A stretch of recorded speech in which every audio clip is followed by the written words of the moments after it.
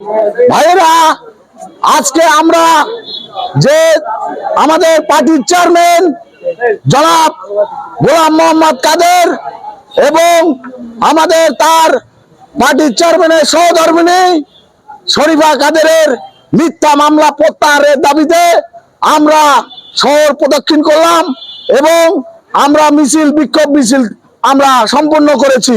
এই জন্য আপনারা যারা এসেছেন তাদেরকে সকলকে ধন্যবাদ জানাই। সেই সাথে আমি এখান থেকে ঘোষণা দিতে চাই, আজকে জাতীয় ছাত্র সমাজ শুধুমাত্র ছোট একটি অংশ দেখালো যে আমরা রংপুরে জাতীয় ছাত্র সমাজ জেগে উঠেছে। আগামীতে যদি আমরা আমাদের পার্টির চেয়ারম্যান এবং শরীফা কাদেরের মিথ্যা মামলা যদি প্রত্যাহার না করা হয়, তাহলে এই রংপুর থেকে বৃহত্তম আন্দোলন শুরু হবে। এই আন্দোলন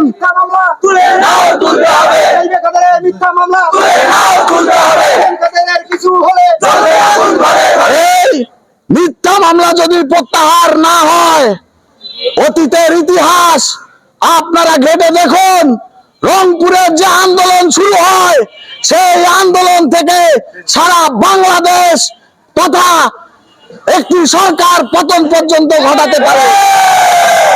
তাই আজকে যারা অন্তর্বর্তীকালীন সরকারের দায়িত্বে আছেন, প্রিন্ট মিডিয়া এবং প্রশাসনের কর্মকর্তাদের মাধ্যমে জানিয়ে দিতে চাই যে যদি আমাদের পার্টির চেয়ারম্যান এবং শরীফা কাদেরের নামে যদি মিথ্যা মামলা প্রত্যাহার না হয়, তাহলে এর পরে হরতাল পর্যন্ত কর্মসূচি ঘোষণা।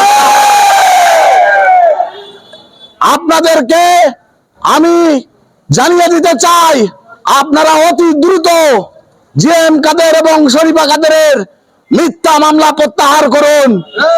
এবং আজকে আমাদের এখানে যারা নেতাকর্মী আছে তাদের উদ্দেশ্যে বলতে চাই, আপনারা প্রস্তুত থাকুন, যে কোনো সময় বৃহৎ ডাক দিব এবং সারা বাংলাদেশ অচল করে দেওয়ার মতো আপনারা প্রস্তুত থাকবেন।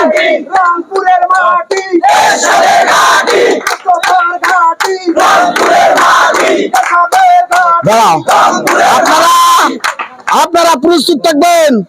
আমাদের রংপুর মহানগরের সম্মানিত সভাপতি সাবেক মেয়র জনাব মুস্তাফিজুর রহমান মোস্তফা এবং রংপুর মহানগরের সম্মানিত সাধারণ সম্পাদক এস.এম. ইয়াসির যখন এই ডাক দিবে, আমরা আর ঘরে বসে থাকবো না এবং আগামীতে তাদের নেতৃত্বে আমরা যেভাবে মোস্তফার নেতৃত্বে আমরা বৈষম্য ছাত্র আন্দোলনে আমরা নেতৃত্ব দিয়েছি এবং আমরা আন্দোলন সংগ্রাম করে আজকে 2024-এর যে দেশ স্বাধীন, তার অগ্রণী ভূমিকা ছিল এই জাতীয় ছাত্র সমাজে।